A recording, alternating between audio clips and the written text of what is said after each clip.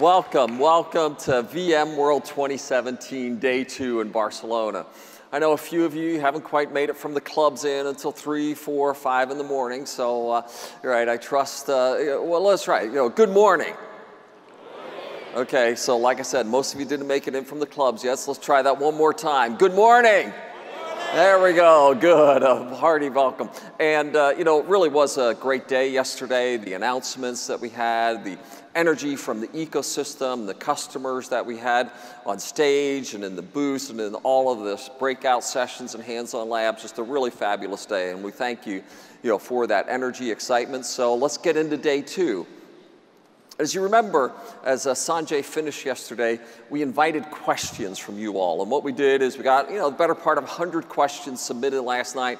We collated those, and we're going to dig into your questions this morning. And to help me do that, I'd like to introduce Sanjay Poonen and Ray O'Farrell onto stage, and we're going to start talking about your questions that we had yesterday. So Sanjay, Ray, please join me.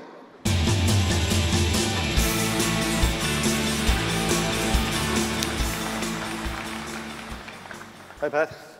Okay, so let's start out here. So the first one was VMware in the age of the cloud. Some of the highest ranked questions were around how VMware is responding to, embracing the cloud and our cloud strategy. And with the cloud, are people just going to move natively to AWS services? And why do they continue to need VMware? And maybe I'll start that one and maybe ask Sanjay to add a little bit to it. As we discussed yesterday, over the last couple of years, and I think we laid out our strategy about a year ago for the multi-cloud, hybrid cloud world, where we can really deliver this idea of consistent infrastructure, where customers can really have that seamless ability to go to the cloud, as well as back from the cloud. Be able to take advantage of the Amazon infrastructure in this seamless way, where it's seamless from on-premise, as well as seamless into the Amazon services. And the VMware Cloud Services that we announced, the ability to really use any cloud with consistent operations across them. And these pieces together really have resonated with customers, and we've gotten tremendous response from those announcements, and the AWS announcement maybe more than any single one, but the IBM momentum, as we described yesterday with David Kinney. And we believe that over time we're going to be innovating in numerous ways. Just moving a workload into Amazon, that's just a start. Right? And we're going to find ways to integrate their services into our offerings over time. So we really see this as just the beginning of an exciting journey with the public cloud partners in a powerful way. And overall, it will be a multi-cloud future that we're uniquely enabling you to participate in. Sanjay, something? Yeah, no, I just add on top of that, Pat, we believe the world is a multi-cloud world, and we think VMware has built an incredible, great presence in on-premise and many of the service providers, cloud providers, but we are going to be relevant in all of the clouds.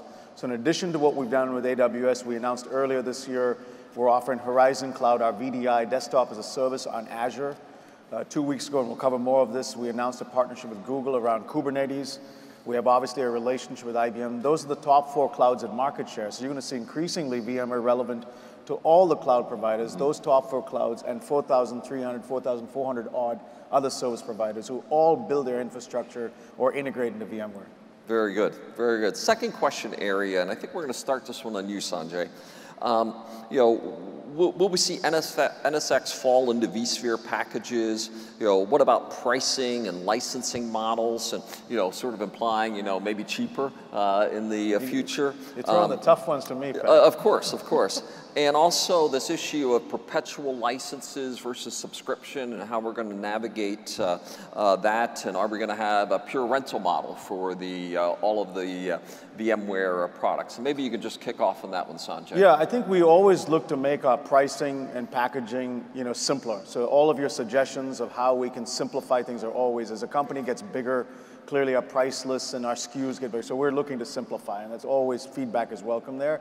And packaging, we want to put more and more pieces together. So one good example of packaging is VMware Cloud Foundation, where we bring together compute, storage, and networking. You'll see us doing more of that, both simplifying and packaging. Now, there's a reason NSX is a discrete product. We don't plan to dissolve that inside vSphere because it does have discrete value. So the other principle on pricing is to really price to value, where we can show you that we're lowering cost, lowering complexity, and when we can do that, we believe it does justify discrete value. And Pat, maybe you can expand on that in terms of our subscription offers. Yeah, and generally, I mean, today VMware, we're primarily a perpetual license business. But today we're at about 9% of our business is as a service and subscription business. And that portion of our business is growing about 3 times faster than our overall business. And if you think about it with our vCAN or now VMware Cloud Provider program, AirWatch, the cloud services that we announced yesterday, the VMware Cloud, new products like App Defense, Wavefront being delivered as a service offering. We expect that piece of our business to grow much more rapidly going forward. And frankly, I expect in a year or two, some of you as customers are going to tip over and say, that's how I want all of my products. So today, the vast majority are perpetual, but clearly we expect that to be, become more important for subscription. We'll have a broader set of those options, and boy, within the next couple, 3 years, I expect some of you to say, boy, that's the way I want to buy all my products from VMware, and we plan on having our offerings in place to be able to enable that to be delivered as you would want it going forward. So Ray, maybe the next one will pull you into the conversation here a little bit more. When will VMware release a fully featured HTML5 client? Any of you worried about it? Seems to be a reaction to that question. Yeah, come on, Ray, what's going on here? Let's go with it. So right now, in fact, if you look at the current HTML5 client, it's pretty well fully featured. It's about 90% of the way there. And we're looking at, very quickly getting to one which is 100% functional, meaning that you can do all of your management within vSphere just using that client. I mean, if you look back at the history of this, we made a decision several years, 5 years ago basically, to create a web-based management infrastructure, primarily driven by feedback from customers saying that they weren't all operating in Windows environments, they wanted to operate in Linux as well. We made the decision at that stage to use Flash, and very quickly we began to get feedback from you saying, we really want something in HTML5. And we released that piece by piece so we could get feedback from you on each release of that, which is what we have been doing. And, I am not deaf to the strong messages that you're sending us to get this out there, make sure we get it 100% complete. And it's very much close to that right now. So stay tuned to that. And with the next release, you'll find you've got a 100% functional HTML client, and you can leverage that as the primary tool to manage your vSphere infrastructure. Okay, thank you. Next one, maybe start with you, Sanjay. What happened to cloud-native apps and VIC and integrated containers? You talked a lot about that last year, but nothing yet so far this year. Maybe update on our container thoughts. Yeah, we announced, and we'll talk a lot more today about kind of our offer around developers. But we've really been thinking about a world that brings together developers and enterprise together. We use this phrase, developer-ready, enterprise robust. And if you like that, you can tweet about it. But in general, what we're trying to bring together is the world of this developer and operations need to come closer together. And we've evolved some of our thinking on this. If you think about the concept of vSphere integrated containers, that continues, that lives on. So the idea of being able to bring up containers within a vSphere or vCenter interface, we will continue to support that. We released VIC 1.2. And there's increased support for Docker. I think just yesterday. So that continues. That concept continues. It lives on. You see richer ways in which you can bring up Docker and many of the things that you use. But we evolved Photon because we got to watch the world in terms of how much of the orchestration layer of containers is evolving. And we announced 2 weeks ago with Pivotal and with Google a really, really strong container platform called VMware Pivotal Container Service, PKS. And more coming on that, I think, a little later today. Pat, and PKS really becomes the evolution of where our thinking on Photon was. We think that's what you want. We saw a lot of developer activity on GitHub for Kubernetes.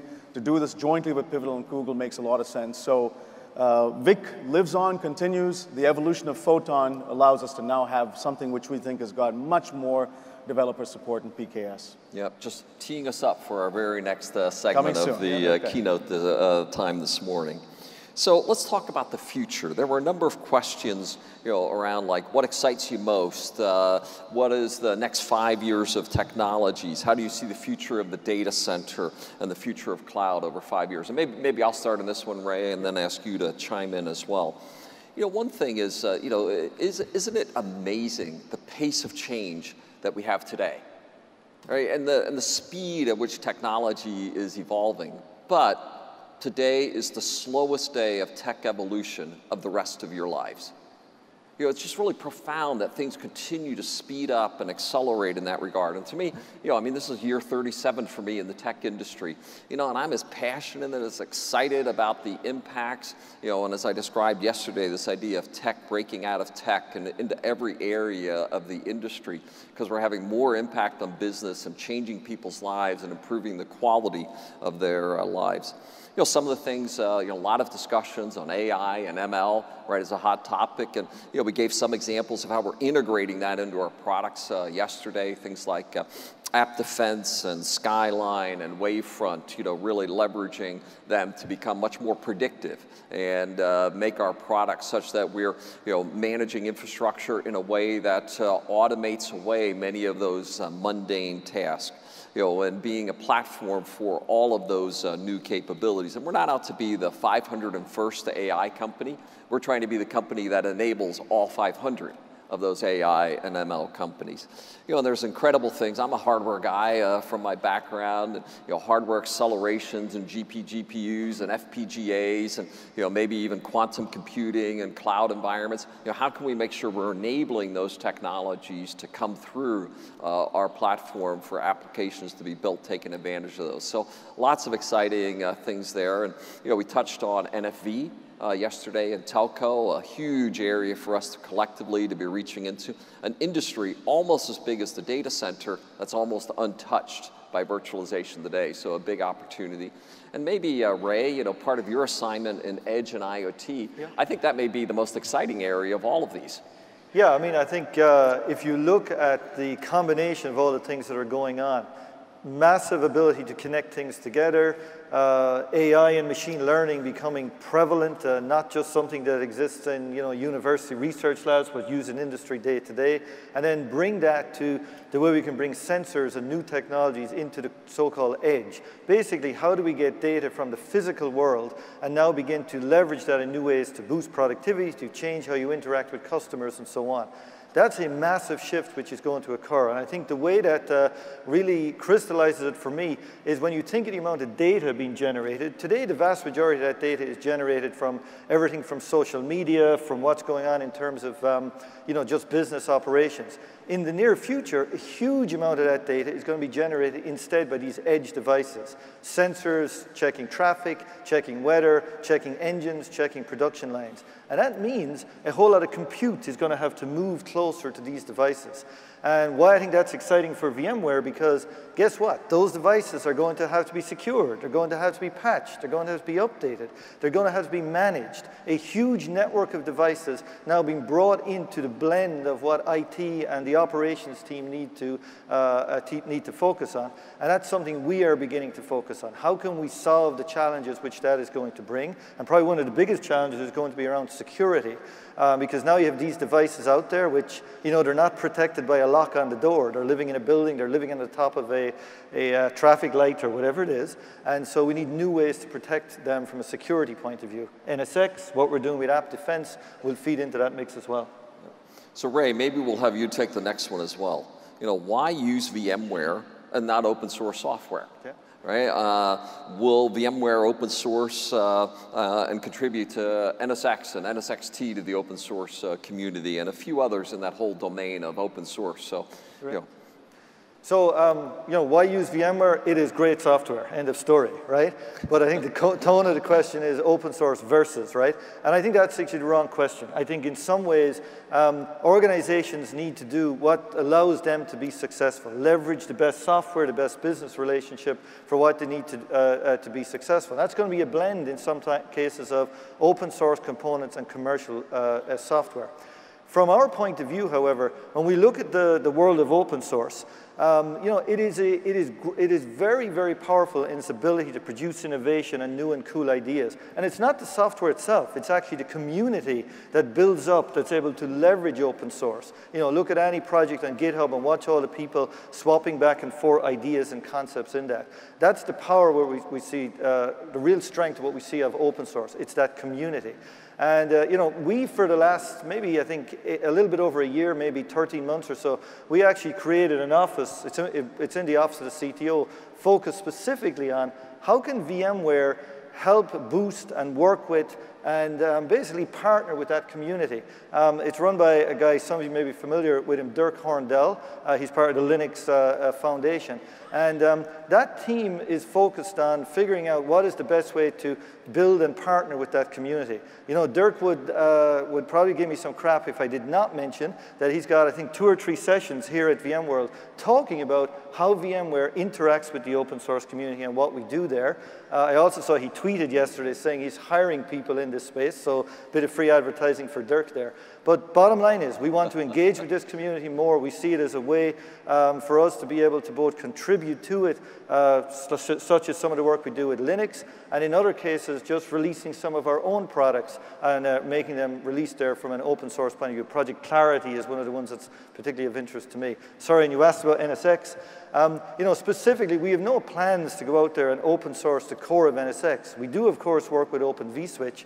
I think what we're particularly focused on is how do we open up APIs within NSX, and in fact, within vSphere in particular. One of the biggest things we want to do is within our own products, open up APIs and build, give the opportunity for open source projects in the community to be able to build projects on top of these. And you know, we haven't been great at that over the years, and we're putting a lot of focus on it right now. How do we get nice, clean APIs and bring them out there for open source community to utilize? Yeah, and you know, another example, yesterday we announced VIO for telco NFV, right? You know, the OpenStack offering, combining the best of OpenStack with the best of VMware specifically for telco and NFV. Maybe Kubernetes and Cloud Foundry. Yeah, exactly. A lot more there. Yeah. Last question, Dell Technologies. The question is, how does the tighter partnership with mother company Dell EMC impact the independence of VMware in the marketplace? And maybe I'll ask all 3 of us to comment on this one a little bit. But you know, I've described 3 words when we announced the partnership acquisition by Dell of EMC. You know, 1 is independence, 2nd is ecosystem, and 3rd, acceleration. Independence, we were an independent company, we are an independent company governed by the board. And as Michael has said, you know, what's good for VMware is good for Dell Technology. You know, 2nd is ecosystem, right? We will continue to have a vibrant, diverse ecosystem, and I think there's nowhere more evident than that than at VMworld, right? We see all of the industry players, our partners, as well as some of the competitors of Dell and VMware showing up in this setting. And you know, as I say, Michael has some partnerships, hey, you know, I'm not as comfortable with, and I have some that he's not as comfortable with. But overall, that's the purpose of having the independence, so we can each go forward, right, and thrive in the industry. And of course, acceleration. And we're seeing many of the products come out of that partnership as well. And Ray, you know, I've asked you to play a very prominent role in how we manage our relationship with Dell. Yeah, I mean, I personally spend a lot of time focused on particularly the technology interactions between the broader Dell Technologies organization, which includes Pivotal, and you're going to hear a little bit more about that later today, our partnerships with them. And so I do that day to day. And you know, quite often I get asked, well, what's that like? And you know, frankly, it's very empowering. Here you have this enormously powerful IT infrastructure company, and we're able to work with them day to day, understand, you know, how we can leverage some of the things they do, learn from their experience. But at the same time, even though we get to do that, and I do that every day, I equally get to sit with a broad ecosystem of partners, HP, Lenovo, and so on, all of the players across the industry. And I think the biggest thing that I'm seeing with this partnership with Dell is really that ability to act independent and work with the ecosystem when we need to do that. And that has been a very, very pleasant sort of a situation for me because, as I say, I spend a lot of time with Dell, so the ability to be able to do that is very powerful as well. Maybe Sanjay, how we show up in the market. Yeah, I think, you know, sort of 4 words. We want to be optimized for, but not tethered to. And the optimized for would mean that in sort of 2 or 3 areas where, for example, you know, Dell EMC is a very powerful player now in IT, one of the largest in IT. When they sell a lot of servers, we want to attach to them. When they sell a lot of hyper-converged, which takes sort of silicon to software, which brings virtual SAN and so on, vSAN, we can, and you'd expect them, because of a large supplier of Windows 10, for us to go deep and maybe even integrating AirWatch down to the BIOS level. But not being tethered to means that there are some accounts that use Dell servers and maybe NetApp storage, or HP servers and EMC storage, or none of Dell or EMC. and we've got to play, or HP laptops, and you saw our announcement there, Windows 10 HP laptops. So we will take advantage of the Dell ecosystem and go to market where we can, but never be tethered to it. So, we've gotten to a handful of the questions that you asked. We won't have time to get to them all, of course, this morning. We thank you for that feedback. And I encourage you, grab your VMware executive, people your rep, and if we haven't gotten to your questions, make sure we get them answered in our time together here at VMworld. We want to, have this transparent, open conversation with you, and your feedback is deeply appreciated. With that, Ray, Sanjay, thank you very much for joining us here. Thanks, Ray. Thank you. Thanks, Pat. Thank you, Sanjay. Thank you, Ray. Good conversation. In Vegas 2 weeks ago, we made an important announcement regarding what we call Pivotal Container Service, or PKS. And today, it's my pleasure to have with me the Senior Vice President at Pivotal, James Waters. Please join me in welcoming James to the stage.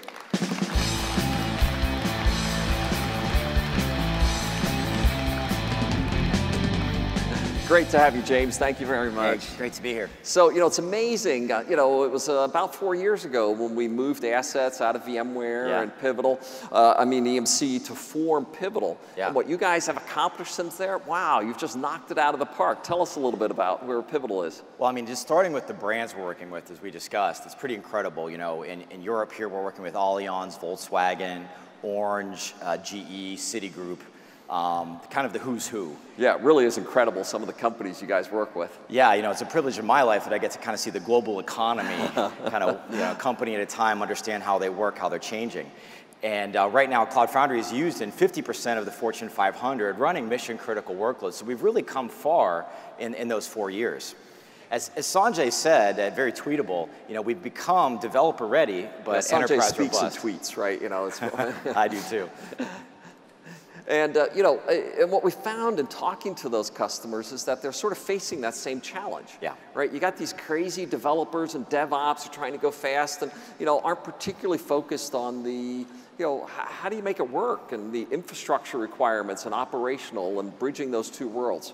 Yeah, I think as you said so well, Pat, tech is going everywhere. And so I think part of our success is that every company is trying to become more of a software company and enable developers. And I think the first thing that the Pivotal platform did was really deliver that developer productivity. We've measured that as high as 75 or 80%, kind of mind-blowing numbers, right? It's easy to say that as a percentage, but you really see the change of these organizations. I think the other thing, though, that we're maybe less famous for, we need to pound our chest a bit more about, is our operating benefits. We have customers running tens of thousands of containers integrated into the vSphere APIs today with as few as 4 people and doing daylight updates of those platforms. So it's a pretty incredible automation story as well. Yeah, and a little bit more about how you're engaging with developers. Yeah, I think one of the things is we needed to reimagine how developers and infrastructure work together. I think that's the phrase we have, developer-ready infrastructure. A lot of what's changed in enterprise is that developers want to continuously deliver applications. So they want to know that that infrastructure is ready to take that application update and to move forward rapidly. And that means that networks, operating systems, virtual machines all need to converge rapidly to that desired state they need to be in. So we've really given them that continuous delivery story with the platform. Yeah, that's very good, very good. Now, tell us about Pivotal Container Service. So we announced this thing. What is it? Yeah, so as we've been building the platform, focused on the Java developers, the .NET developers, there's been this new standard emerged in the market that I think is irrefutable, which is that Kubernetes has become the container orchestration API for the world. And that really gave us an opportunity to build that into the platform, into BOSH, that layer that operates the platform so effectively for our clients. And then to focus on making Kubernetes really a part of vSphere with BOSH. And so that's Pivotal Container Service. It's a close partnership between VMware, Google, and Pivotal, all coming together with their best of their best to make Kubernetes APIs constantly available in vSphere. Yeah, and really seeing those pieces come together right between the entities. So click a little bit deeper. Tell us how this works. Yeah, well, when you're operating Kubernetes as a service, one of the things is developers always want the latest and greatest. I think everyone in IT has probably had to deal with a developer saying, hey, do you have that new thing that just came out? It's a constant march. And one of the focuses we've had with the Google partnership is they've been helping us to continuously deliver that Kubernetes API inside of BOSH. So as you click down, you'll be able to just push a few buttons, and suddenly you've got the latest and greatest Kubernetes that will self-upgrade right inside vSphere. So we got the latest and greatest of Kubernetes, right? We got the Bosch engine and Kubo and bringing those things together. And it just works with vSphere, with NSX, the integration of those capabilities. Yeah, that's the last mile is that, you know, in a sense, you know, when you look at how Google Container Engine works, it's all baked into VMs. And the network automation around it is the other thing that makes it easy to use, like when you use it on the weekend. And so really without NSX and without robust virtual machine management, you can't deliver a container API. And Pat, I would go as so far to say that the #1 VM company in the world is by that virtue has to be the #1 container company in the world. Yeah, so I'm very excited about that. I love it when you talk like that. This is really good, James. I really believe that. You know, and really seeing the power of Pivotal and what you guys are doing, the power of containers and what Google is doing, you know, with the core vSphere environment that we all have been building for the last 2 decades, seeing that come together in an effective way to bridge between the developer, right, and the infrastructure guys. This is very powerful. You know, the fastest, easiest, most robust, mission-critical enterprise way to bring modern development into production and combine it with today's application. This is very compelling, James. It's a very exciting partnership, Pat. Thank you. Thank you, James, for joining us this morning.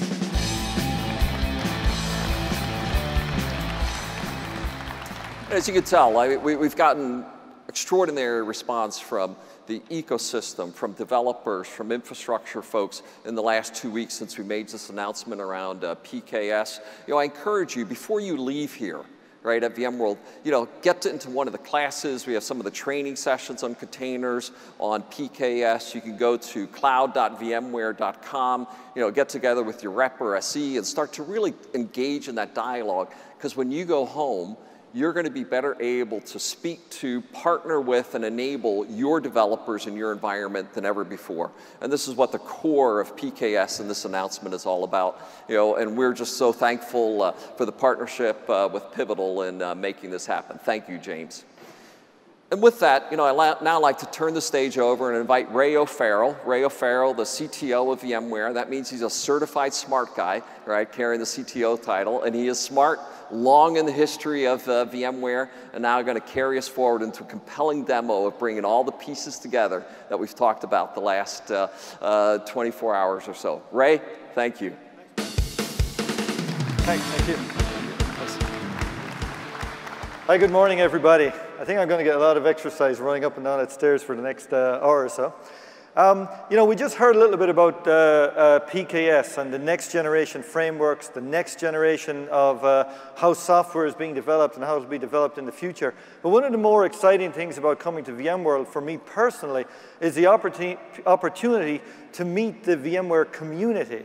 And that community keeps changing with new members joining it all the time. And you know, when we think of that next generation starting to emerge as part of that VMware community, yesterday I was incredibly thrilled to meet the world's youngest member of the growing VMware community, right here at VMware Barcelona. 15-year-old Abdul Rahman Al-Mekki from Egypt, VCP certified at the age of 13, VCAP, VCIX certified at 15, and now the youngest NSX Ninja. And he's right here. So please welcome him to the stage here, please, the future of the VMware community.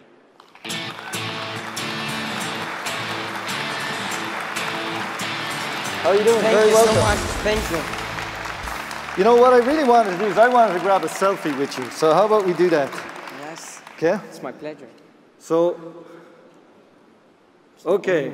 So we got a selfie here, but we got a professional photographer over here because I'm sure my selfie's going to be pretty crappy. So.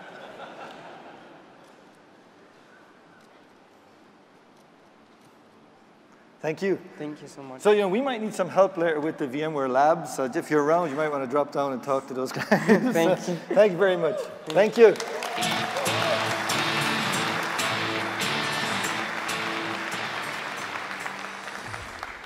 So incredible to be able to, you know, get all the certifications at such a young age. So what I want to do now, though, is jump into the today's demos. And every year at VMworld, you know, here in Barcelona and earlier in Vegas, we announce lots of new products and we produce lots of new products and demo them to you and so on.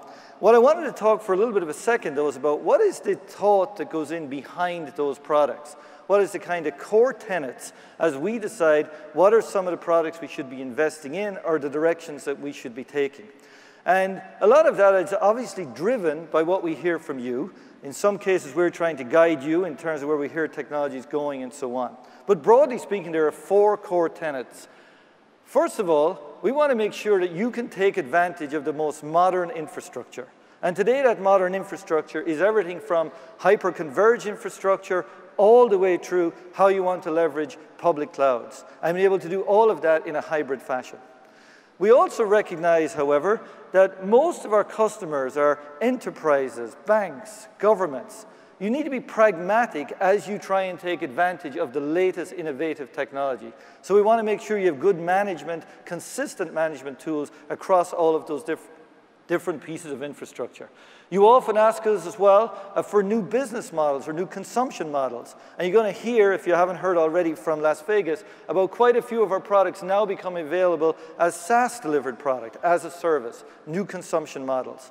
And as you've just seen from the discussion a few moments ago with PKS, more and more of you are having to make sure that as a digitally transformed enterprise, you are supporting your developers and that the technology and the infrastructure enables developers, while at the same time being able to make sure you can operate and manage your infrastructure in a way that your enterprise customers demand. So today, we're going to go through a series of demos to see how VMware delivers on each of these tenets and each of these goals. And some of these are products that are existing today. Some of them are giving you a little bit of a look of some things coming down the road, some tech previews and some things. To help us do this, we are going to speak to a fictitious company, a company called Elastic Sky Pizza. Now, Elastic Sky Pizza is about to go through a big tech transformation.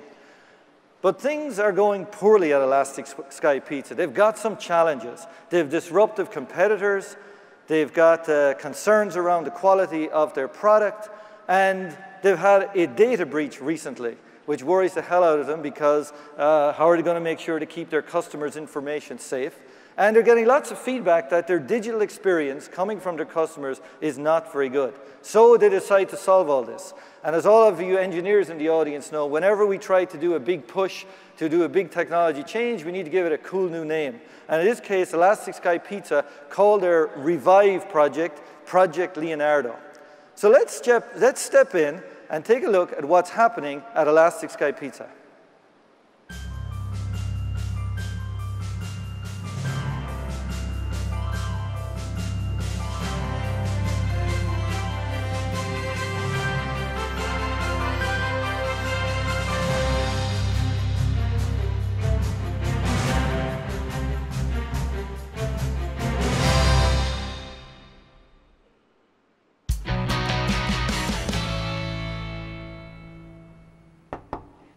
Did you know that a turtle's shell is part of his skeleton?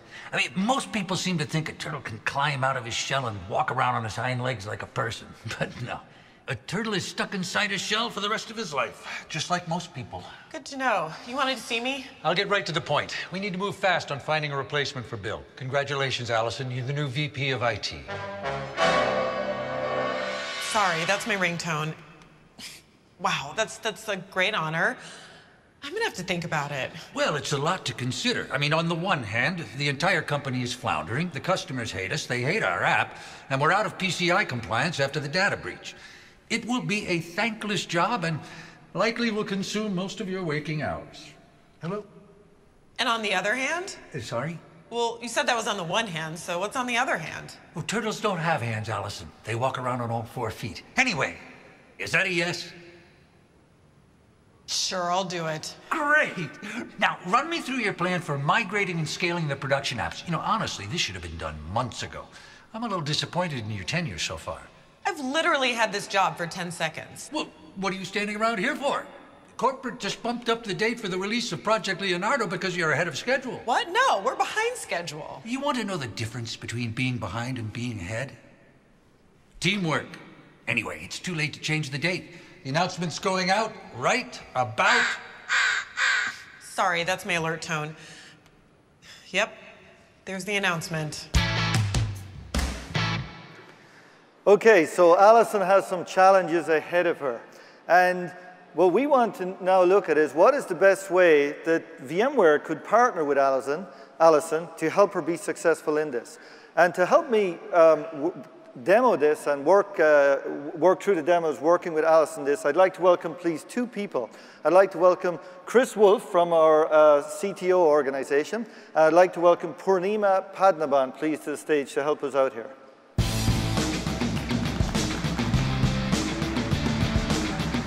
Hi, Purnima. Hello, Hi, Chris. So, guys, you've got a little bit of a challenge ahead of you here. You've got to figure out how to partner with Elastic Sky Pizza, leveraging the various products that VMware has to solve the problems that Elastic Sky Pizza are going to deal with as they try and go through this digital transformation. So please take it away, Purnima. Of course. So Elastic Sky Pizza has a huge challenge, and they have ambitious goals. They want to fundamentally transform their ordering experience to make it single-click and secure. They're also planning to change their entire supply chain from vendors to delivery so that only the freshest lands on their customers' plates. And they want to back it up with a state-of-the-art help desk. And finally, they want to transform their end-user experience with personalized menus that are gleaned with social media experiences. So to do all of this, they have a lot of work cut out. Yeah, and let's face it, I mean, we could talk about pizza, but it's not about pizza. It's about all of you. You're all in the same boat. You're trying to disrupt while simultaneously worrying about who your next disruptor is going to be. I mean, Purnima, we have to look at solving some of these traditional problems in new ways. That is true. And in order to help them move with their journey, we are going to feature a few VMware products today. So first off, in order to stabilize their environment, VMware Cloud Foundation. And to secure it, VMware App Defense. Then, VMware vRealize Operations to do capacity planning, and VMware Cloud on AWS to do instant capacity expansion in the US, and IBM Cloud for VMware Solutions to do capacity expansion in Europe. Then, we will use VMware vRealize Network Insight to do migration planning, and use VMware vRealize Automation to do the migration by triggering vMotion.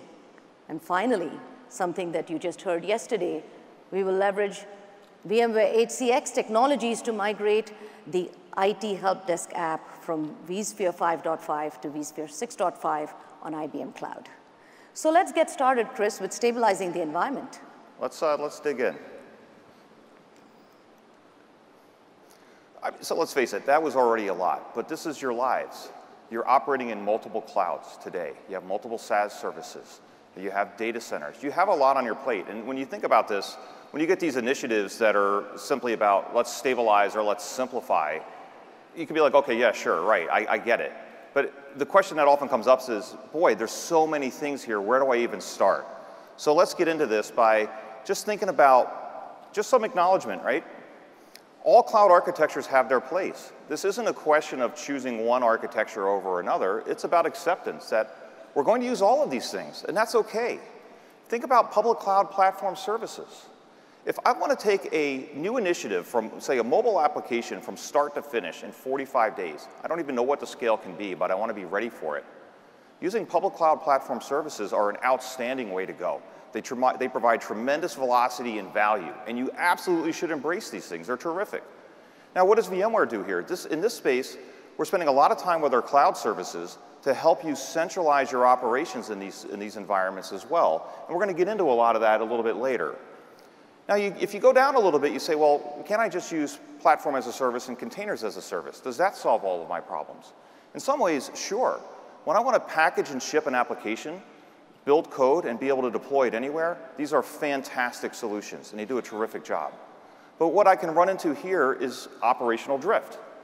While I might be able to ship that application somewhere really quickly, there's still operational challenges that I have to ask. How do I do audit? How do I do backup? How do I do change management? How do I do performance management? Right? And that's just a fraction of the questions that you might have to ask yourself.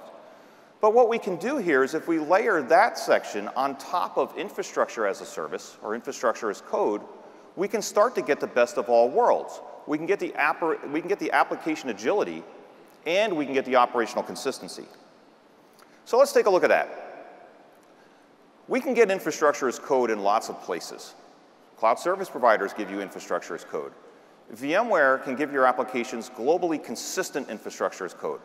What that means is no matter where that application resides, your entire approach to how that application interacts with infrastructure, your approach to telemetry, operations, management, and tooling, that stays exactly the same. So what operations is going to get is that consistency and control that they desire. Your software engineers are going to get that native experience that they require. So this truly is the best of all worlds. And Chris, we just have the perfect solution for you, which is VMware Cloud Infrastructure, anchored by VMware Cloud Foundation, which gives you a prescriptive, validated approach to deploy your cloud infrastructure, be it install, upgrade, or patching across multiple sites and locations, ensuring hardware compatibility, or ensuring software consistency across your stack. We take it all. We take care of it all, automated and simple. Now, with infrastructure in place, when you add VMware vRealize Cloud Management, you get a complete cloud, one that is fully governed, managed, and yet easily consumable by your developers. So now that we have the infrastructure in place, how about securing it? Let's get into that, Purnima. And that's the best part about Cloud Foundation. It sets such a great foundation to lay that infrastructure, programmatic compute, network, storage, and security, makes it simple and turnkey. But we have to think about approaching security in new ways too. Our security threats are increasingly dynamic. And to try to combat those threats with increasing layers of static-based networks and security is not a recipe for success. We have to think about these problems differently. Part of the challenge with our traditional approach to security is it's about hunting for the bad. It's kind of like fishing in a lake. If I go fishing and I catch 5 fish, I might think that's a good day. In the world of security, that's a terrible day. That's not a good day. I caught 5 fish, but there was 500 fish in the lake that I didn't catch. We can't just focus on trying to find the bad and finding what we think is a known bad. We have to think differently. Yes. We have to think about understanding what is the good and understanding any type of deviation from that known good state. And this is what app defense is all about. And rather than continue to talk about it, let's take a look at how this actually works. So what you see here is the dashboard. And up top in the scopes and discovery, you see the ESP, or the Elastic Sky Pizza application. So when I open this up, what I'm able to see is that I have some pre-verified parts of this application that have already come through as verified. And this can happen in lots of different ways. We can verify based on Puppet manifests, vRealize automation blueprints, and many integrations with some of our third-party security partners. Now there's one particular Python exe up here that we see needs to be verified. So I'm going to show you how we would manually verify this. So this is how SecOps and your developers can work hand in hand. So the software engineer or the application owner can go in and say, look, okay, that's, we see the hash, we see the path and where this file is stored, that all looks good. I see how this particular application is interacting over the network. And once I see that all of this is good, I can go ahead and click verify. Once I verify that particular executable now, if I go back out, I can now turn on verification and protection. So this is what's happening here. So now we're ready to protect and monitor any changes to this application state. Now we can go in a little bit further here, and we can look at some of the different actions that we can do based on some rules. So this is how I can do things such as alerting. I can kick off some additional scripting and turn some dials on NSX as an example. I can even quarantine the application if I so desire. And best of all, this solution allows your security teams and application owners to work hand in hand because there's a mobile application. The mobile application can alert the application owner if there's something that's a difference or a change. Now, I'm going to go ahead and set the alert. I don't want to alert Ray, he's my boss, but I think I know who I can alert. You know, I think I know who it is. You've done this before. Look, so you sent the alerts to me. Let's look at the alerts. So right here, you can see the mobile alert from App Defense. Since App Defense is always monitoring the known good, not just the static state, but the consistently updated state that your developers and DevOps pipelines are doing, it immediately spots an anomaly, even those that have not yet been fingerprinted. How's that for intrinsic security? That's how it should be, Purnima. Outstanding. Great. All right, so we've addressed security now. We still have to go a little bit further because we have some capacity challenges that we need to work on as well here. Now, if we think about this, there's a tool that you all know and love, vRealize Operations. You've had this for a long time, and what we can see here is there's already some red there. So let's dig in a little bit and see what's going on. I mean, Purnima, how does this look? Looks like Elastic Sky is out of time. They have only 30 days worth of capacity here. Now, the good news is there's lots of ways that we can now just add capacity almost instantaneously to our environment. We're going to start by looking at VMware Cloud on AWS as a way to do this. So what you see here is a pre-provisioned software-defined data center. So this one's already been there, but I'm going to take you through the process of how to go ahead and create a new one. Really, really simple. We're creating the SDDC. You see that I've already set up the account with Amazon Web Services, so I'm clicking Next here. We're going to provide a name. We're going to configure the number of hosts to start. It's a minimum of 4 to start with. You see the hardware configurations there in the region. We click Next. Now after this, we're just selecting the VPC and subnet. And then finally, we're going to go ahead and hit deploy the SDDC. It's that easy. Now, a brand new SDDC could take up to a couple of hours, and adding additional hosts is just a matter of minutes. So let's go ahead and take a look at the existing SDDC that's already been deployed. You see the overall snapshot here, and we can dig in a little bit further if we go and look at the network. And here we can start to see some good information. So I can see that I'm connected into my on-premises environment via VPN, and I can also see my connection to my Amazon environment using a virtual private cloud. And what's really unique about our solution here is that even your data transfer between these environments will come at no cost. So this is a fantastic way to build hybrid applications across both your traditional and other services that you're using on Amazon Web Services. So this is really, really good stuff here. Now, there's other actions that we can do as well. And if we look at configuring Elastic DRS, you saw some of this yesterday, but here's what it looks like. This is your set it and forget it feature for capacity. Very cool. So now, once I set my thresholds, when I'm starting to run low on capacity, we just add another host. When I don't need that capacity anymore, we can simply take one away. That's the magic of Elastic DRS. Thanks. So we can get out of that. Now, the next thing we can take a look at here is we can actually manage this in vCenter. So if we go into vCenter, what you're going to see here is there's the newly deployed SDDC on VMware Cloud on Amazon Web Services. And if I expand below, we see my existing SDDC in all these VMs. So we're running vCenter in hybrid link mode, and I'm getting that complete view across all of my environments. Pretty good, right? Very nice. Let's check out capacity. Now what we see here. Looks like we have brand new capacity. Right there, you can see in green the newly deployed data center. Now our PCI compliant app has to be, for Elastic Sky Pizza, has to be on-prem. So we have to migrate some apps to this newly provisioned data center. So let's take a look at how we would do that. And this is where VMware vRealize Network Insight comes into picture. While you may know that Network Insight gives you the ability to look at physical and virtual flows, enable you with micro-segmentation planning, as well as give you operational views to manage NSX, VMware vRealize Network Insight can also help with migration planning. Let's take a look. Right here, Network Insight has already identified your applications using tags and flow boundaries. Now, the migration index that you see tells you how easy it is to migrate an app. A red dot means that the application has a lot of dependencies with other services in your data center.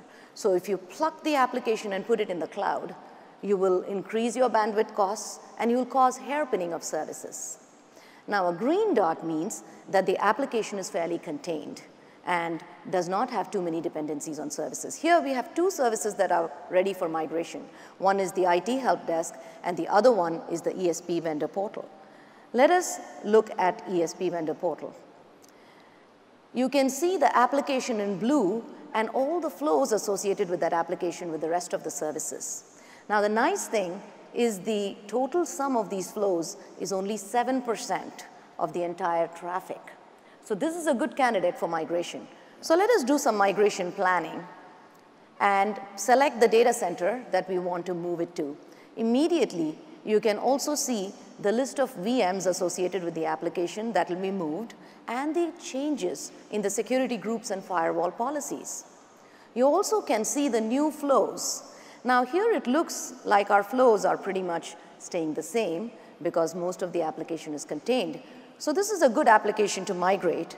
So let's go to VMware vRealize Automation to migrate this application. Now the good thing was this application was already a managed governed app.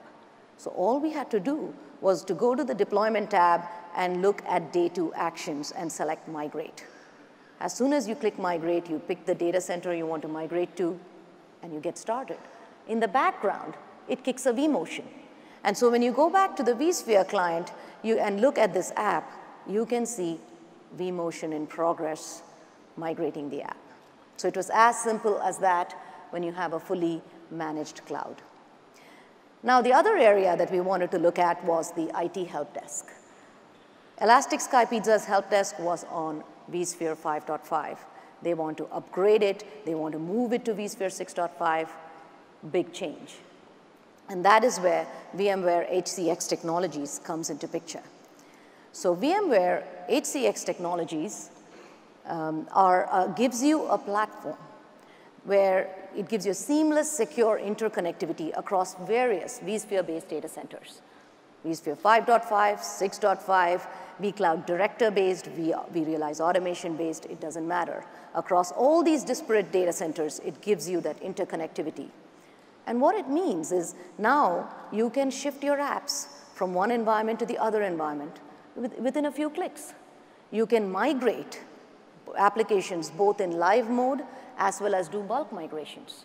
And most importantly, you can also run your apps in hybrid modes. So let us look at the product in action. So right here you see a console, and this might be a familiar console. It's your vSphere 5.5 console. If you can see, you can see the data center, which is our Berlin data center. And we have set a pairing relationship with our Frankfurt data center, which is on IBM, and our Paris data center, which is on OVH. Now, we are going to start the migration process, so let us click on migrate. And when you can immediately select the data center. So for this particular scenario, we are going to select the IBM data center. Now you can pick your IT help desk app, select all the VMs associated with it, identify your vSphere cluster that you're going to migrate to, and then just select the migration mode. Now, you see there are 2 migration modes here. Yeah, there are. We've already covered vMotion to Amazon. Now, what is this bulk migration all about? I'm glad you asked. vMotion is about live migration. But when you're moving hundreds of VMs across data centers, you want rapid parallelized execution, and that's where bulk migration comes into play. Now, let's select bulk migration for our IT help desk. You can also schedule it for a change management window. But at this point, we are going to do an immediate migration.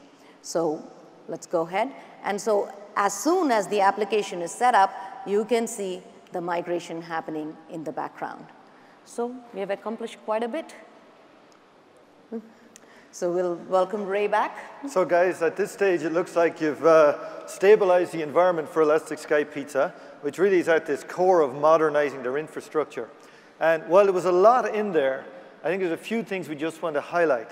First of all, you saw the beginning and presence of this concept of a globally consistent management occurring across clouds.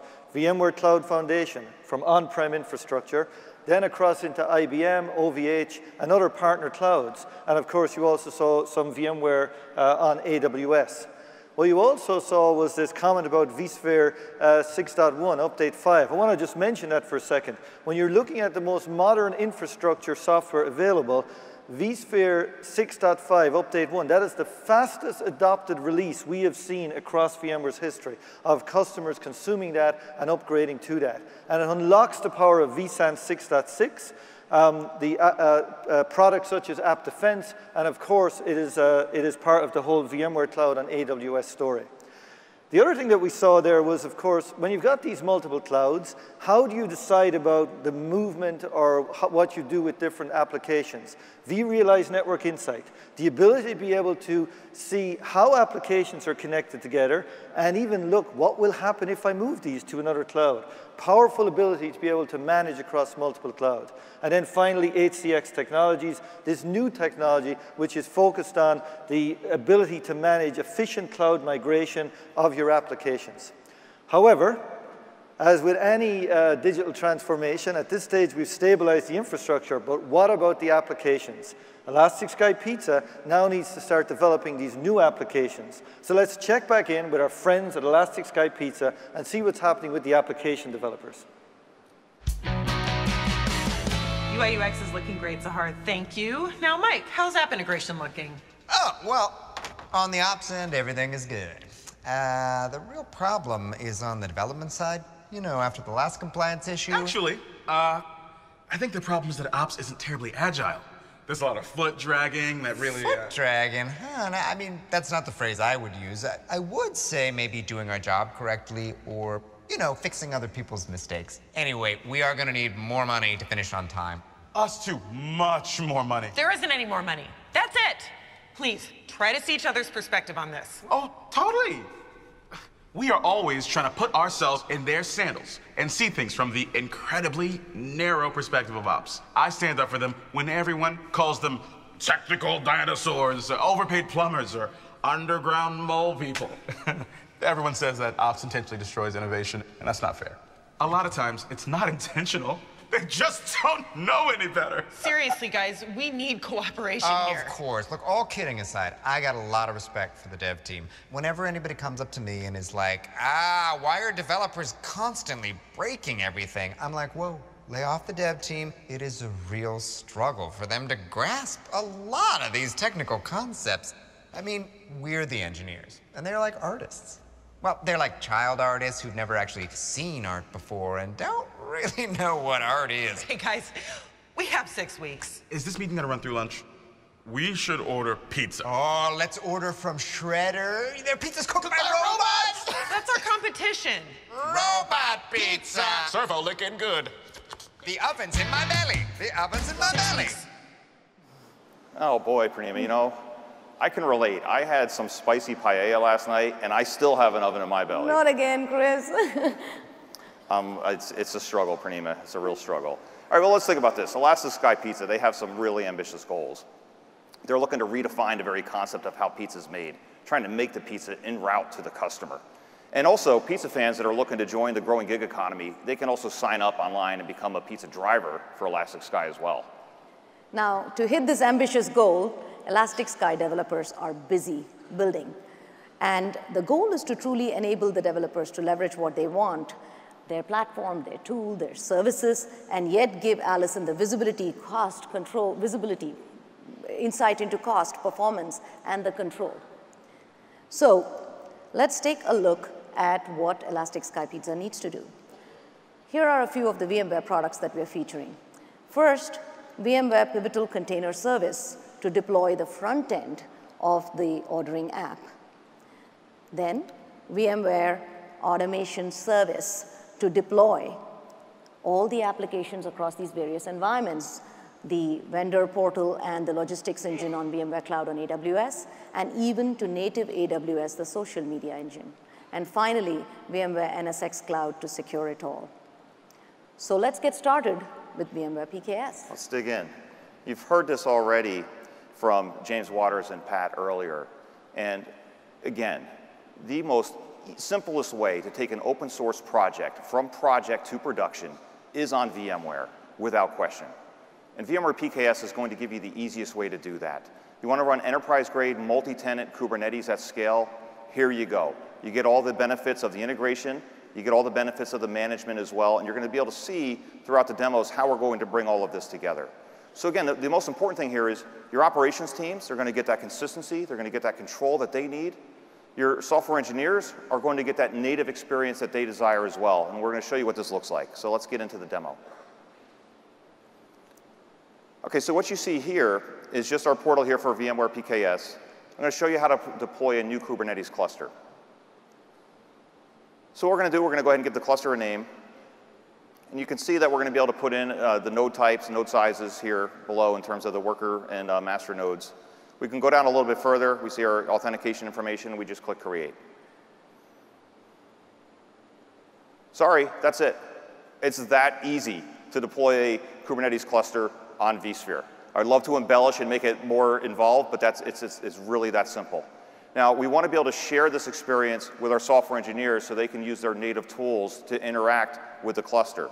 So to do that, we're going to get credentials. I'll copy and share these with my software developers. And now check this out. We're going to go over to the developer view now. What my developers can do now, they're going to use their native kubectl commands. I'm going to go ahead and create an application now on this cluster from that YAML template. So now my pods are being deployed. They're coming up and coming online. And that's what you see here. Now, this is all pretty cool so far, but it gets even better. The real magic that we have here is the integration that we've done with NSX. So if we go now into NSX Manager, we're going to really get to see some special things here. So what's happened, though, even though the developer just used their native commands, NSX policy on the back end, what you're going to see here is we've deployed all of our network components, our microsegments. It's all done. This can get even better. If we go over to the firewall settings, what you're seeing here is you're seeing that Elastic Sky Pizza front end. We also see the back end, which is running on VMs. So we have network and security policy in one place, containers and VMs, and it's completely abstracted for my software engineers. If I had a microphone, I'd be dropping it right now, but I got this lavalier, so I can't redeem it. But I think we're done here. I think that is pretty cool. But we still have a lot more to show. Now, Allison has to deploy all the apps, and she needs to be up and running very quickly. So in order to do that, she's planning to leverage VMware Cloud Services. These were announced just a few weeks ago and built for the cloud and built in the cloud. And I'm talking about a multi-cloud, multi-platform environment and built for all kinds of apps, whether it is traditional apps, hybrid apps, or your container-based apps. VMware Cloud Services gives you the visibility, governance, security, automation, and operations that you need to manage this polyglot environment. Now, here are a list of few of the services that were announced. But for this demo, and since it's Ray's Day 2 demo, we are going to show the automation service tech preview. So let's get into it very quickly. Right here, you see the main catalog of the automation service. And as you notice, this is a polyglot catalog. You have got applications that are VM-based applications, which is your ESP vendor portal that will be deployed to SDDC. You have your social media engine, which will be deployed to native AWS. And you also have containerized applications that will be deployed through PKS. You even have your pipeline, CI/CD pipeline manifests. Now let us go and look at one of the applications, the ESP vendor portal. You can see right here, there is a blueprint of the app. A UI representation allows you to easily connect your VMs with storage and network. But you also have code, a YAML file that represents your entire application. This is cloud-agnostic code, so it can be deployed to any of the clouds I mentioned about. Truly, globally consistent infrastructure as code. What do you think? My heart is smiling right now. I'm very excited about it, too. It's got a big old grin. Thank you. So now, how did these developers get these applications built so fast? To help with them with that, we have a marketplace. We source content from hundreds of different open source solutions, MongoDB, Node.js, and make them available right out of the box for you. Simply drag and drop into your blueprint or add it to your YAML file, and now you're off to the races. So we go back to our blueprint and do a deploy. And when you go to the deployment tab, you can see a bunch of services. You can see that we have already deployed our social media engine to AWS, and now we are deploying our logistics engine to the VMware Cloud on AWS. So in a nutshell, what this has done is it's given, if you go back to the picture that you had talked about earlier, Chris, you have on top of your SDDC globally consistent infrastructure as code. And then which allows you to then layer on your orchestration platforms of choice, including PKS, and all tied by common catalog and common pipeline. Outstanding. So now one other thing we definitely want to look at here is NSX Cloud. And this speaks to the fact that everything we've done with cloud services has been entirely customer driven. When we went out and asked our customers, what are the top concerns you needed us to solve for you with your cross-cloud management and operations? What came up at the very top was, please give me consistent networking and security. It's a real struggle for us to have to manage security policy across multiple disparate clouds, different tools, different APIs, different schemas, and so on. So this is where NSX Cloud really can provide tremendous value. Let's dig into the demo so you can see how this looks. So what you see here is I'm at the EC2 management console. You see my different instances that have been deployed. But what I don't see is any specific information about networks and network policy. So to take a look at that, we're going to go into VMware Cloud Services. And from here, we can go ahead and open up NSX Cloud. And once we get this open, we're going to go into NSX Manager, where we're going to see really the true value of the solution here. Now, you can see a lot of the different options here that we can work with, but let's go into Tools. And we're going to do a trace flow between a couple of those different instances that comprise that app. So we're going to do the trace here, and what we're going to see now is some of the information between all the parts of the app. I can highlight any of the components in the data path here, and what I see is, what you see highlighted here is specific to that component, and again, what you have here is our networks, our routers, our microsegments, all deployed, all centrally managed using NSX. So again, this is taking that flexibility and capability that you have with NSX and now allowing you to operate that across multiple clouds. Pretty cool. Very cool. So guys, at this stage, I think Alison should owe us some money for professional service or something, because you're just really helping her out here. At this stage, we've got the applications really beginning to be deployed and how they're starting to leverage, how they're starting to work with their developers. Yeah. So let's just recap for a second of what we saw there. We saw the pivotal container service, where they're getting the best of both worlds, the ability to give the developers the freedom to choose the open components they wish to use, Kubernetes, etc., but at the same time giving the operational control and the security coming in from NSX. You also see the emergence of SaaS-based management tools, VMware Cloud Services-based tools. And it's the combination of both of these things really begins to make DevOps a reality. DevOps across multiple clouds, which I think is the key story here. However, once again, we've now got the apps developed, but once again, the proof happens is when customers begin using these applications. So Elastic Sky Pizza is about to release their application. Let's see what happens when customers first get exposed to the applications from Elastic Sky Pizza.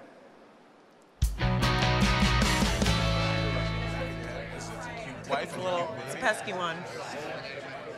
I think it actually is Quattro's Leches cake. Hey, team, I just want to say how immensely proud I am of the job you've done. Project Leonardo is live. I never doubted you for a second. I mean, even when everyone was telling me, they're going to fail miserably, and I replied, well, yeah, probably. I knew you could pull it off. Thank you, Jeff. The team here have worked incredibly hard to meet today's launch deadline, so. International Pizza Day, the greatest day of the year. And thanks to this app, nobody will ever have to order pizza by phone again. Well, the app's on a phone. Here's to everything working perfectly and nothing ever going wrong. Oh! Sorry, that's me. You're on with Celebration Devon. What? No, ma'am, I don't know where your pizza is. How'd you get my number? Is there a bird in this room? The app's taking over a minute to load. People are getting charged multiple times for the same pizzas, and online support is getting crushed. And you're just standing there drinking champagne? Allison, we need this fixed now. What's your plan? That is me. No, I still don't know where your pizza is, man. All right, I love you too. Well, think about this. This is typical of our lives in IT. We build really cool applications. Things can go wrong, right? We work late fixing them, and then we eat a lot of pizza. Wow, all this talk of pizza is making me hungry. I'm sure Allison is going to get everything back online, so I'm going to order some pizza. I hope they get my preferences right. Now, in order to help Elastic Sky on its journey and get them back up and running, we are featuring two new products. The first one is Wavefront by VMware. Wavefront by VMware is a SaaS-based, real-time metrics monitoring and analytics platform, leveraging the power of big data and machine learning to fundamentally transform how developers and DevOps manage the performance of their applications. And these applications can be, as I mentioned earlier, containerized apps, VM-based apps, and can be deployed across any of those cloud environments. The second product we are featuring is Workspace ONE Intelligence.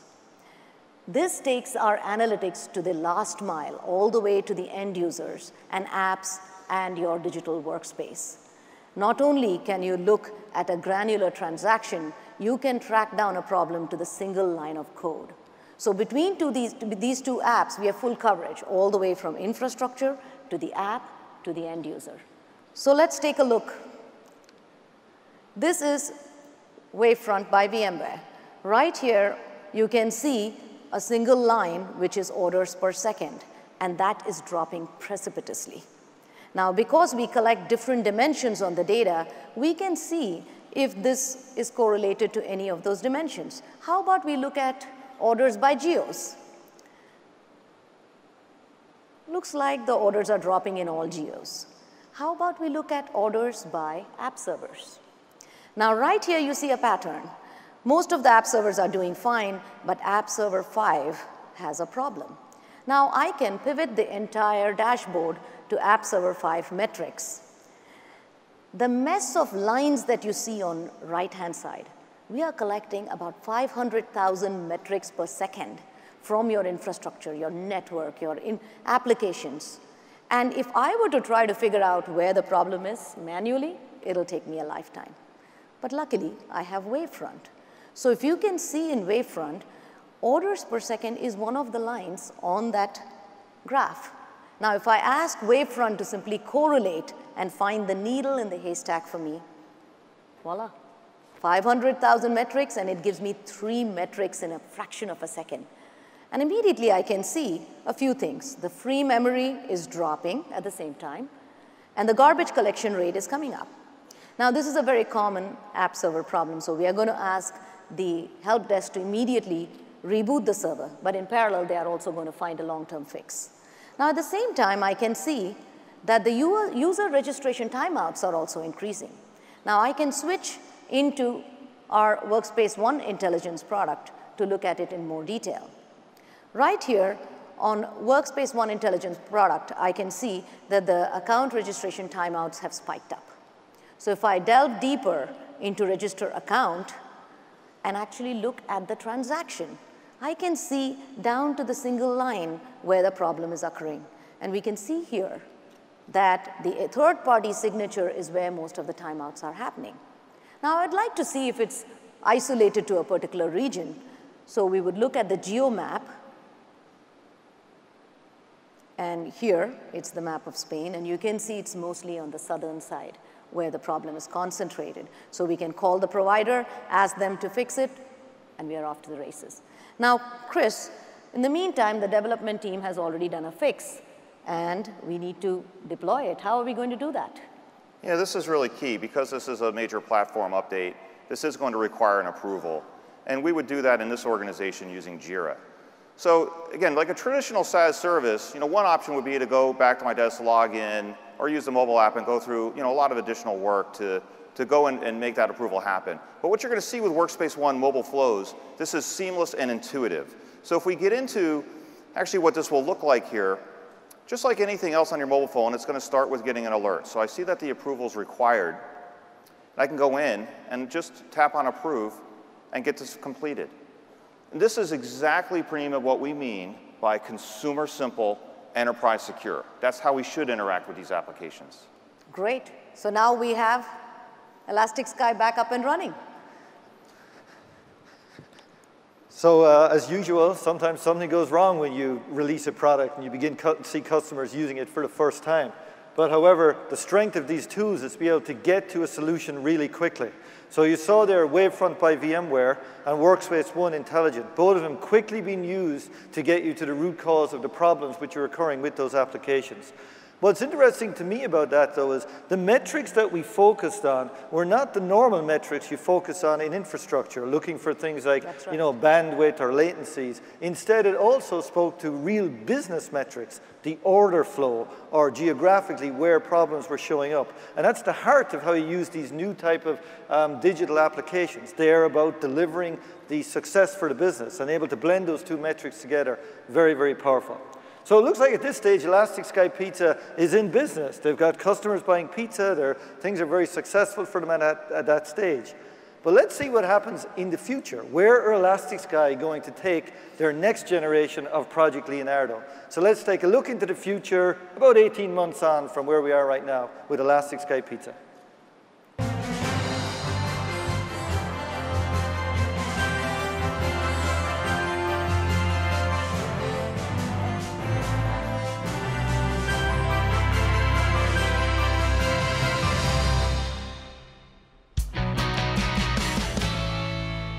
Do you think pizza robots follow Asimov's first law of robotics? Great question. Just the guys I wanted to see. Why are you dressed like that? It's the future, Allison. Why are you still dressed like you were a year and a half ago? Oh, touche. Coincidentally, the future is exactly what I wanted to talk about. Did I hear someone say future? That's my favorite word. Let's whiteboard ideas for the future.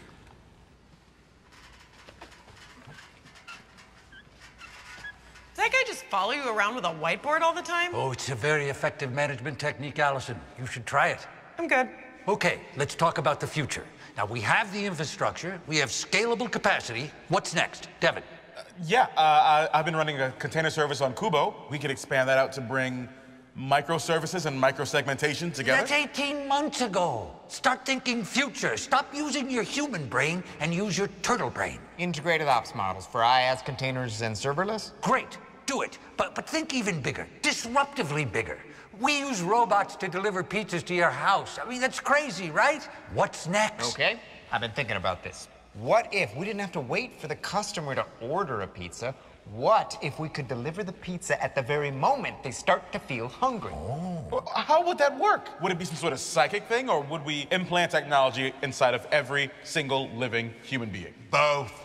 I think we'd start by grafting neural hardware into the hypothalamus of every customer. Okay, I heard something about leveraging AI components. Yes, let's talk about AI. The future. All right, so let's think about this. Elastic Sky is truly transforming the way we deliver pizza. They are making pizza inside the delivery trucks, en route, and delivering them to the customer so that that pizza is out of the oven no more than a minute before it actually is handed to the customer. So this is pretty incredible, but to make all of this work, there's a lot of technology involved in terms of IoT, understanding how many ingredients are in each truck and making sure that those ingredient levels are maintained so that we can continue these operations. We have a factory or supply center that can be used to resupply those trucks as well, and also mine some analytics from the trucks and the data that we're creating here. So again, that's relative to the performance of the trucks, of the machines in the trucks, such as the ovens, and of course, maintaining the ingredient levels. And then finally, you see the mobile application here, which is highly intelligent. It can understand by GPS location where each truck is located, and then it can simply help you to determine which pizza you want by which truck and which ingredients are closest to you. Not bad. Very cool. Now, in order to make all this happen, we are featuring a few VMware technologies. VMware Pulse IoT Center to manage your IoT infrastructure and secure it across the board. And then functions as a service. This is a way to execute those powerful actions that Chris was talking about, all the way from data center to the edge. All right, let's dig in. Let's start with Pulse IoT Center. Pulse IoT Center is currently in beta, and this is a fabulous way to manage your infrastructure of things. So if we think about connected devices, this is where our different sensors and meters are going to be. They're going to interact with gateways. Those gateways can leverage our open source little IoT agent, our Leota, which is just a small piece of Python code. We can run that on practically any gateway today. I can manage all of that using Pulse IoT Center, and this is also how I can work with my operations technology and information technology users. So in collaboration, they can get all of that awareness, and we can understand the health of the overall infrastructure. So this is one part is that IoT infrastructure management, and then the other part is going to be actionable intelligence based on those things. So let's get into Pulse IoT so you can see what this is all about. Now what you see here is the total number of objects that we have in our management right now, but we can also filter, and we can go in a little bit deeper here. So we're going to filter by Barcelona, and we're going to see what's happening with the trucks that are right here, right now in the city. So you see right now we have a few here, and we're going to go ahead and look at one of these edge systems. Now this is going to give me the overall health of the gateway. So if we scroll down a little bit, I can go a little bit further here. I can see some disk I/O and CPU utilization. And right now this gateway, it's performing pretty well. So I know that that's okay. But we can actually go further, and we can understand individual sensor health. This is really important so I know the behavior of the sensors as well. So if I click on the salami sensor here as an example, and you might say, haha, salami sensor, but this is something that's serious. If I can understand by weight, the actual quantity of the ingredients in each truck, I'm going to know in real time what each truck is capable of delivering. So this is really important data that we can collect, and we can also alert maintenance if there's any types of issues that come up where I have to, say, replace a sensor while I'm restocking a truck. So that's what we get with Pulse. Now, if we go a little bit further here, let's go ahead and switch over into functions as a service, or serverless computing.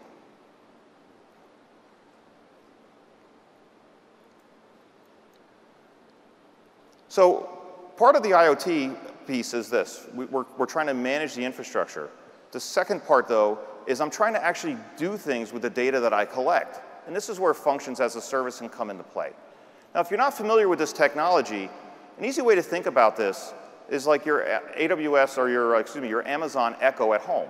I can ask Alexa to do things, and oftentimes when Alexa is doing tasks, there's an individual piece of function code that's executing that task. What's unique about functions is they get triggered by a variety of sources, such as speaking to Alexa, or a trigger from an IoT sensor as an example. And based on rules, those can execute a number of actions. Now what we can do with functions as a service on vSphere is run these functions in ephemeral containers, and they will just execute for the duration of time it's required for that function to run. So we're using very little compute capacity, and it's simply happening on demand. And there's other popular examples of this in the public cloud as well, such as Lambda on Amazon Web Services as an example. Now you might say, well, wait a minute, is this just VMware trying to jump on the bandwagon? The answer is absolutely not. This is entirely customer driven in terms of how and why we're starting to enter this space. What we've heard from customers is a few things. First, I need these functions to execute as close to the machines and sensors as possible in a number of use cases. Waiting 2 or 3 seconds for Alexa to return a response at home is fine. But in business or in IT, 3 seconds is an eternity. That can be the difference between a heat sensor activation saving and shutting down a machine or having a major repair to a machine. So latency is one area where it's really critical. The second one, as Ray had mentioned earlier, is data. It's far easier to move the functions to the data than the data to the functions are to other cloud services. And the last one that we hear from customers is privacy. I want to know where these functions are executing. I want to know where the data is going. I want to have a full audit trail. So these are some of the real use cases that we're seeing that's driving us to invest in this area. So let's go in and look at the demo, and we can see what this is all about. Now, we've used our open source Clarity project to build a basic UI here so that you can see an overall view of our truck inventory. And we can go in a little bit further here, and we can look at the ingredient levels on a particular truck. Now, this is happening in a couple of different ways. I can use put functions executing in real time to continually populate a database or periodically populate a database with these levels. And then I can use get functions to get that information back. So if we go into another UI that we've just built for the purpose of showing this in the demo, we can show you how it would look to actually execute one of these functions. So let's go ahead and get the inventory for a particular truck. That's using this get function here. So we're going to go ahead and run the function. And when we scroll down, what you're going to see here is the actual output that's returned. So yeah, this is output that's returned via code, but the important thing again is this is real-time execution. I'm executing that function just for this period of time to get this data. Now what you want to take away from this is we took something that was a traditional public cloud service. We're now running it at the edge or in your data center as part of a private cloud. That's one service. So use your imagination here and think about what VMware can do going forward. What do you think? I think, Chris, you paint a beautiful picture. of what we can do with VMware technologies. We started with IoT, which was fully instrumented, and now with function as service, execution all the way from data. Ooh, looks like I've got an alert here, and my pizza has arrived. Here's your Leo de Veggie. Oh, thank you, and it knew my preferences. Fabulous. Let's go and eat. Let's go eat. Let's get out of here. Thank you, guys. Save some pizza for me, okay? Thanks. Thank you. So you saw at this stage about how leveraging VMware products as a company is going through a true digital transformation, how those products can help accelerate the digital transformation while at the same time keeping a focus on operational control, operational consistency, which is needed of an enterprise. So if we think back a little bit to all of the things that are in those demos, the focus, of course, has been leveraging our products in order to partner with a company such as Elastic Sky Pizza. And that's really what I want to leave you with. I want you to partner with VMware, leverage what we can do to help you deliver this global, consistent management story across multiple clouds. And as you've done for the last decade, I really want you to think of how you can trust in VMware. Products such as App Defense, bringing security right to the very heart of the SDDC. I want you to leverage VMware, new business models such as how we deliver management leveraging SaaS applications. You saw some of the new cloud services being presented here today. Build with VMware, build great developer experience. That is what's key to allowing you to succeed as you go through a digital transformation. In this journey of transformation, which Pat spoke to yesterday, this rapid, constant journey of transformation, basically, VMware has your back. We want to be there with you as you go through that transformation and enable you to do so successfully.